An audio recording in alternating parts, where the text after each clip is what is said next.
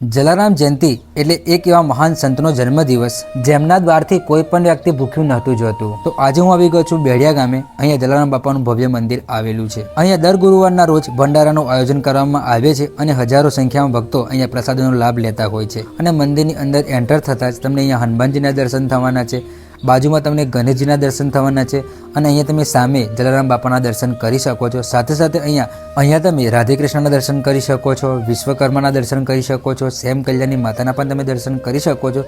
સાથે સાથે અંબેમાની પણ પ્રતિમા આવેલી છે તો તમે અંબેમાના દર્શન કરી શકો છો. અહીંયા સાથે સાથે આશાપુરા માતાના પણ તમે દર્શન કરી શકો છો. મંદિર કંઈક બહારથી આપણને આ રીતનું જોવા મળે છે. અને આ મંદિર તમે જોયું છો કે નથી જોયું કમેન્ટ કરજો.